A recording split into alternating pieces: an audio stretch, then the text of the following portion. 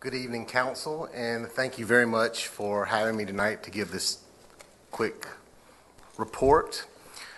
I am here to talk about HB2 and just to give my assessment of where things are going. I've been following the news, and I know our Charlotte Chamber CEO has had a lot to say in the paper recently. There have been some fact-finding missions. Our mayor went, a delegation of council members went up to Raleigh and the legislature, and I applaud you for doing that to find solutions. And as a citizen, I've taken it upon myself. I went to Raleigh just recently on a fact-finding mission because of one tweet by a man named Chris Sacca. You can learn more about him at Sacca, S-A-C-C-A. His tweet on March 23rd was coming to North Carolina in May to talk about ways we can invest. Now it will be what could have been. For those of you who do not know who Chris Sacca is, he is one of the partners at a firm called Lowercase Capital. Maybe you recognize some of the businesses that Lowercase Capital invested in. If I mention a few names, does anybody recognize the name Instagram or Uber or Kickstarter or Twitter? Ironically, that tweet came full circle thanks to Chris. I'm here because he invested in Twitter, I guess. My point is, he came to Raleigh to give that public talk. And I'm here to say, to give my assessment, that you as a council are being tested. I want to share just why I feel this way. I'm going to quote some of the things that Chris said. I recorded it and I said it verbatim. Chris said, if I can tweet to Mark Benham to tweet about it and pull his offices from the area, if I can get PayPal to pull their commitment back, I'm going to do that because there's two things politicians respond to: attention and commerce. And he's talking about the people in Raleigh, just so you know. That was the reference. And I asked him, you talk to PayPal? And he said, we all talk. We don't take this lightly. And we see our country being taken away from people who have the least skin in the game right now. Now, what does he mean by that? He goes further to actually mention the test. You know, he first of all says, if you're a governor who passes yourself off as pro-business, pro-development, and pro-commerce and all that, what if all the business people said, we're not going to line up behind your agenda and pretend this is a great place to do business, a place we can't attract the best talent to our facilities, and we can't attract the best founders here because you support an agenda that repels them, and they're going to go back to their places to work. Thank you very much. That was your 3 minutes. Appreciate you being here. Our next speaker is Sam Spencer. Welcome. Thank you. My name is Sam Spencer, and I'm a proud Charlottean and a proud resident of the Windsor Park neighborhood. Thank you for the opportunity to speak here tonight. I appreciate the fact, and I sincerely believe that every person up at our dais, at this meeting, our elected officials, everyone here cares deeply about the city of Charlotte, and we care deeply about resolving any harsh economic impacts to the city of Charlotte. We want to create jobs here. We want to grow our families here. We want to make the city better for every single resident. And if I could yield my time to some of the people here who are much more impacted by HB2 than I am, I would happily do that. But I'm speaking tonight because I believe it's important, number one, to thank the council for working with Raleigh and coming together and trying to come up with a resolution. I think that's important. I think it says important things when we try and collaborate and we try and work together to make things better for others. But I also think that it's important to view any deal with the North Carolina General Assembly with a heavy amount of skepticism. Unfortunately, we have been burned over and over again since the passage of HB2. It's contributed to major job losses to our region and to our state. It's contributed to making people feel that they're unwelcome in the city of Charlotte and in the state of North Carolina. It's had an adverse economic impact of taking away artists, taking away people, taking away students who would come here to study. So let me indulge myself a little bit tonight with a parable. There's a parable I learned as a kid of the scorpion and the frog. And a scorpion and the frog are on one side of the riverbed, and they're talking to each other, and the scorpion asks, well, frog, I'd like to get across the river. It'd be a real great help to me if you could help get me across the river. The frog responds with some skepticism because the frog is scared that it's going to get stung. So the frog says, how do I know that you're not going to sting me? And the scorpion replies by saying, well, you know, it'd be really dumb for me to sting you. If I sting you halfway across the river, we're both going to go down and drown. So the frog thinks that that logic's impeccable and decides, well, even with his skepticism, he's going to carry the scorpion across the river. And of course, halfway across the river, the scorpion stings the frog and says, oops. And the frog asks, well, scorpion, why did you sting me? And the scorpion replies, well, it's my nature. And so I would just caution that as much as myself and many others in this room appreciate the hard work that all of you are doing to make this situation better for us, please treat any deal with some skepticism because HB2 is not Charlotte's fault. Thank you very much. Thank you, Mr. Spencer. The next speaker is Shane Windmeyer. Welcome. Well, good evening. First of all, I love a good allegory, so that was fabulous, and hopefully we don't forget what the scorpion did. My name is Shane Windmeyer. I'm the executive director and the founder of Campus Pride. We're actually a national organization that calls Charlotte our home, and we work with about 1,400 different colleges across the country. We chose Charlotte to be our home because we wanted to make a difference. We wanted to make a positive difference in the lives of the LGBTQ community, but also the straight community who is here, who has loved ones who are trans, who are LGBT. And so that's really important that you hear. My mom always said, you know, it's important to tell people thank you. And I want to make sure you all hear very authentically and sincerely, thank you. You have a wonderful job here, but sometimes it sure as hell probably doesn't feel like it, right? You're constantly being asked to do things. You're being called on the phone by people you don't know. But this job is so important. And what you did around HB2, around the Charlotte non-discrimination ordinance, standing strong against HB2 is so important. We have young kids who are taking their lives, who are suffering from depression and suicide, who are LGBT. Don't be fooled by the Charlotte Chamber president, because even they can give bad advice, right? But don't be fooled thinking that changing something or compromising or working with the General Assembly is somehow going to bring business back to Charlotte. That's not leadership. You do not compromise on basic human rights. And that's so important to understand. Now, I always tell groups when I speak to them, you know, as a gay man, I'm not going to stand up here and just say, you know, I want you to stand up for gay people, right? Or queer people, or trans people, or bi people, however you identify. But we need you to stand up for us. There are young people out there who need you. And I just want to say thank you so much for doing that on behalf of Campus Pride and the thousands of students we serve across the country, but most importantly, for the trans young people that we serve here at Davidson College, at UNC Charlotte, at Johnson C. Smith, at Winthrop University, all the colleges, Central Piedmont Community College. Thank you so much. I appreciate your time tonight. Thank you. Thank you, Mr. Windmeyer. Next we have, next speaker is Emily Blaché. And if she isn't here, then we have Erica Lashowitz.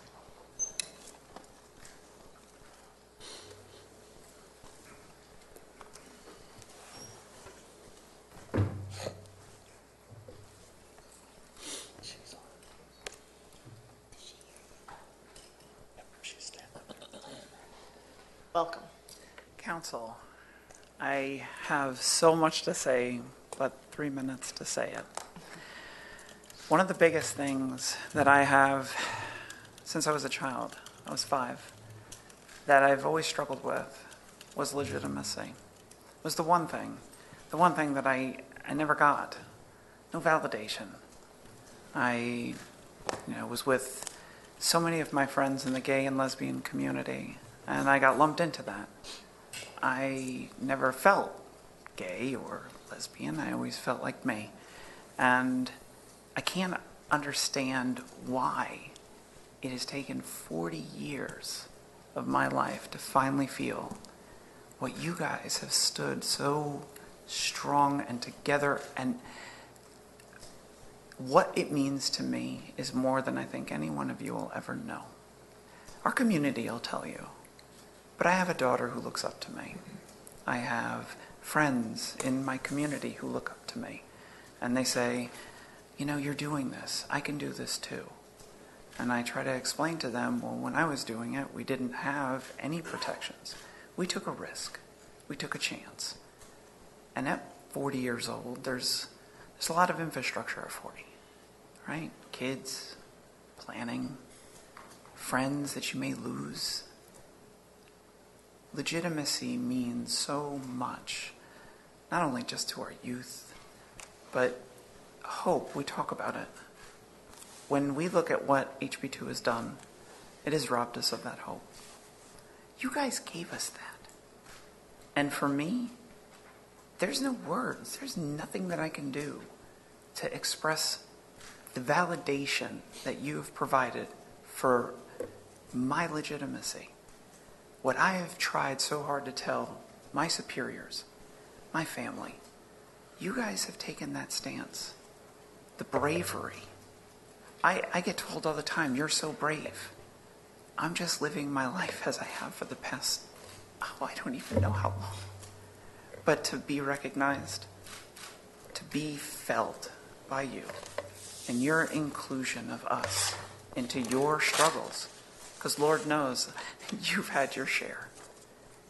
HB2 is the bane of our existence. Loretta now sees it. She came to the table. She backs you. We would never leave your back. We've never left your side. Every single one of us. I was out there this morning praising you because I don't think you realize how much you mean to myself, to my daughter, to my family, and everybody else here. I can't say that I love you all. Thank you, And that's Ms. all I Ashworth. have for 3 minutes. The next speaker is Chris Turner, and after her is Chad Griffin, and then Mara Kiesling.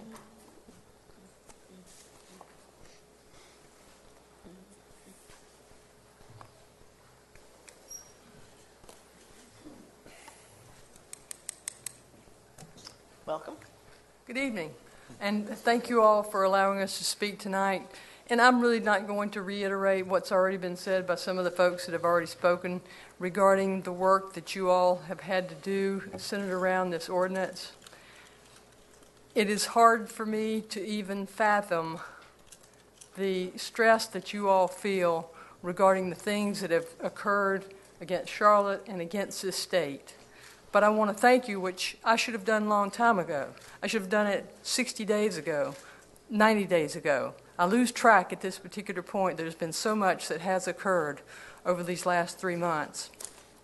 But thank you for standing up for the LGBT community. I'm like Erica now. I'm going to get emotional because it does mean so much to me that you did this. And thank you for having our back. And we will continue to have your back because it's important as a city that we stand up together and be as one and make this a strong city. What a wonderful thing that we have this swim MAC team. We want things like that to continue. And for any business that is listening to this, if anybody in a business takes the time to watch the streaming of the City Council, I want to thank those businesses who stood with us also. And I will be doing it personally via letter, handwritten letter. And I ask all of the people in our community to do the same. Let's make it personal because it is personal. It has been personal throughout my life. So I thank each and every one of you, whether you voted for it or not. I thank you for the work that you do, and I thank you for standing up for our community. Thank you, Ms. Turner. Chad Griffin.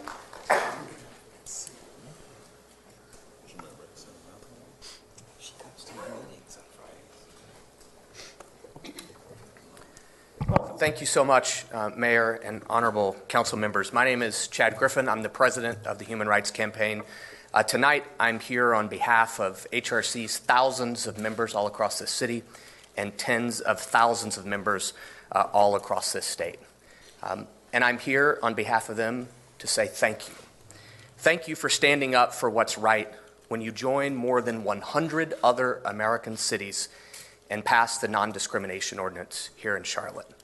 And thank you for continuing to stand up and stand your ground today by defending the equal rights and equal dignity of all LGBT people. We all know there are a few in this state that day in and day out try to point blame, assign blame, and point fingers as to who created the problem and the nightmare that is HB2. There is only one entity to blame, and there is only one governor who signed HB2. And there is only one solution to the nightmare that he created, and that is a full and complete repeal of HB2.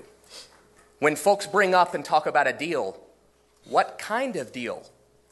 One must first ask, so who are you willing to leave on the table? That's the first question. Who are you going to leave behind amongst those that you attacked in HB2? Who will you leave on the cutting room floor? And it takes all of us in this room and all of you to stand up and to stand strong and to say there is only one solution, and that is a complete repeal of HB2. And I'll just leave you with this. If we're in this room tonight, if you're seated there in front of me or all of us who are seated in this hall this evening, we're the really lucky ones, the damn lucky ones. And all of you and all of us are here in this room for those young people who can't be in this room, those young transgender people all across the state that were attacked by HB2. Attacked. So when you go to bed tonight, and you'll get in your room, turn out the lights, get in bed, and go to sleep, remember there are countless people all across this state who today will do that same thing, but when they get in bed, they'll stare at the ceiling all night, fearing the potential doom of the next day. You are standing strong for those young people. And for that leadership, we say thank you. Thank you, Mr. Griffin. The next speaker is Mara Kiesling. Did I say your name right? Okay, good. Welcome. Thank you, Mayor. My name is Mara Kiesling, and I'm the Executive Director of the National Center for Transgender Equality. I'm a frequent visitor to Charlotte, and an even more frequent visitor to the Charlotte Douglas International Airport. But I'm in Charlotte quite a lot, meeting with transgender people, meeting with the thousands of transgender people who live here in Charlotte. And I really want to thank you for the wonderful work you did in February to pass the ordinance and for your continued support of the ordinance. Transgender people have been absolutely traumatized by HB2. There are vigilantes all over the country hunting us down, calling us out, when we're just doing things we've done as we've always done for decades. And in Charlotte, there's hope for the people who live here. They feel hope. They know that the city council and the mayor have stood with them, and hope and pray that they always will stand with them. Right now, transgender people are just simply under attack in North Carolina and around the country because of HB2. About a mile from my home in Washington, D.C., last Wednesday night, a security guard beat a transgender woman who was using the restroom at a grocery store, something she had done dozens of times before. This is a very serious issue to the transgender people in Charlotte, as you know, and thank you so much for listening. Thank you so much for being a hope to them, and thank you so much for being strong, and have a good evening. Thank you. Thank you, Ms. Kiesling. Did Emily Plachey arrive? Okay, we have one more speaker then, Janice Allison.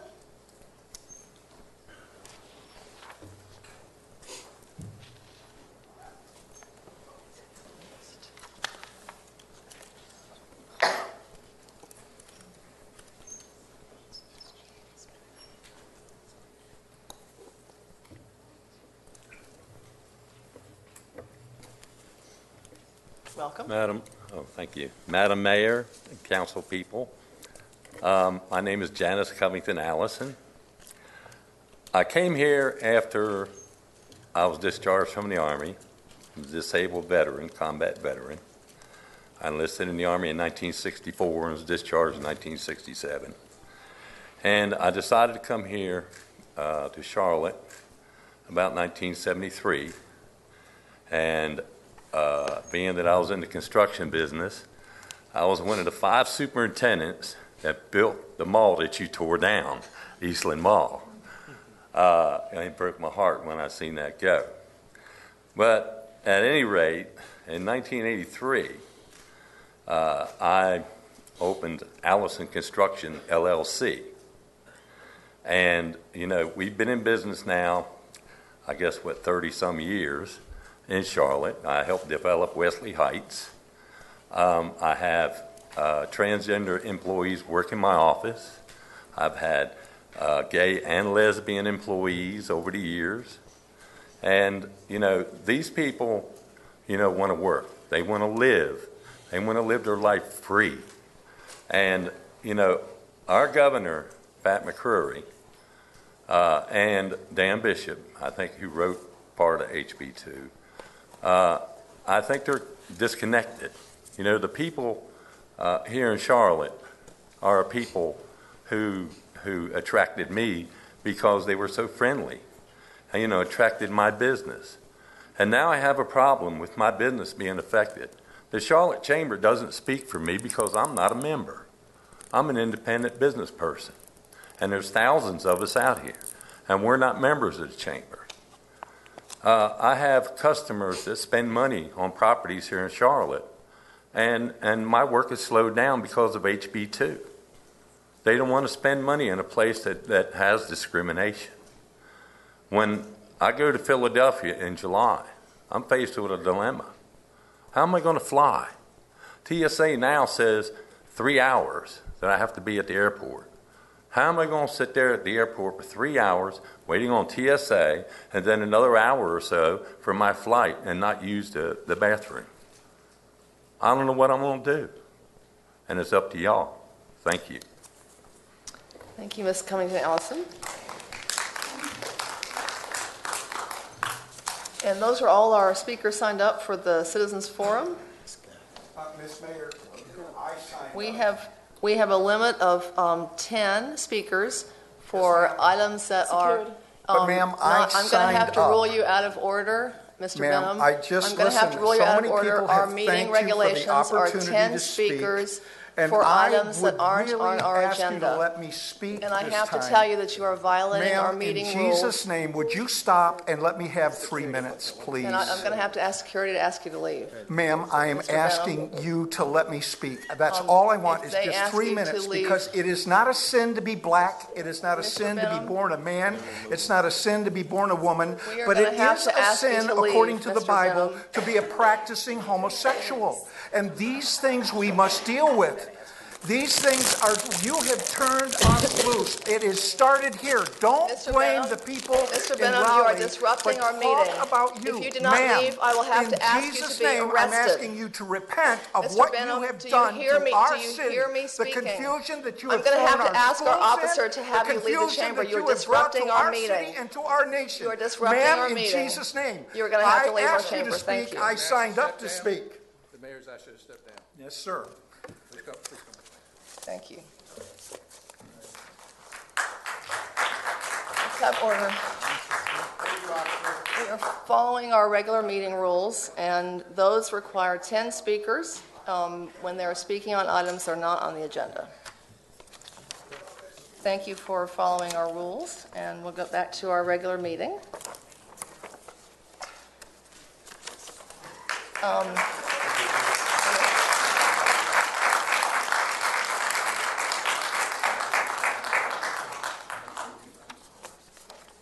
Okay, next we have our consent agenda, and we have items 23 through 52, and I don't think any of those have been pulled. Move So- approval of items 23 through 52. Second. Okay, any discussion? All in favor say aye. Aye. Any opposed? All right, thank you. Our next item is a public hearing on